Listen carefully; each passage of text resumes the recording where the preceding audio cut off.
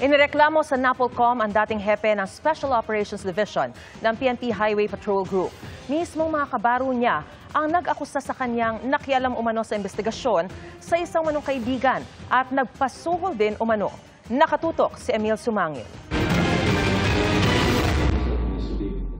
Dahil sa umano'y pakikialam sa isang kaso, inireklamo sa National Police Commission o NAPOLCOM ng 5 niyang tauhan si Police Colonel Romel Casanova Estolano.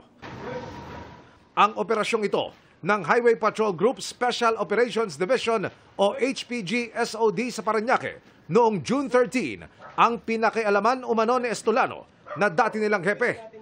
Sinita ang SUV dahil sa mga nakakabit na mga pinagbabawal na sirena at blinker ng silipin.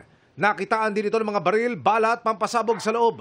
Pero gusto umano ni Estolano na arborin ang kaso. Ibig sabihin, palampasin na ito. Nung malaman niya, kaibigan ko to, sabi niya. Kaibigan ko to, lagi itong nagbibigay sa akin doon pag nag-i-sponsor, sabi niya, doon sa 4A. Pinagalitan niya pa nga ako eh. Ipinakita rin ng mga pulis ang ilan sa mga ihahain nilang ebidensya. Gaya ng mga videong ito kung saan makikita ang umano'y pakikialam ni Estolano sa investigasyon. Pati ang video ng suspect na hindi nakakulong. At ang video ng pakikipag-inuman umano ng suspect sa opisina ng HPG. Kasama ang ilang mga pulis sa pangunguna ni Estolano. Pinapakakontak niya sa akin, maraming tumatawag. Ito si General ganito, kausapin mo. Ito si Mason ko, ganito, kausapin mo. Sir, pasensya na po, hindi ko po kausapin yan. Doon na lang po sa opisina. Tumanggap din umano si Estolano ng suhol mula sa hinuling motorista na umano'y nagkakahalaga ng 7 million pesos. Nung gabi po, nagkabigayan na ng pera. Padala pa siya nung gabi ng hot bibs na mga babae. Ngayon lang po kami nagkalakas ng loob para po sa aming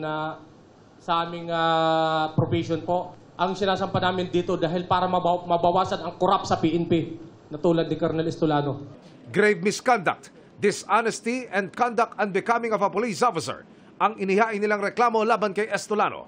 Yung pong kanilang complaint ay evaluate po ng ating Inspection, Monitoring, and Investigation Service o IMIS. After which, kung meron pong kailangan pa po mag-progress, papasugutin po yung si Colonel Estolano, i-evaluate huli ng IMIS. Kung feeling ho nila dapat po talagang tumuloy pa yung kaso, sila po maaaring mag-file ng formal charge sa ating Legal Affairs Service.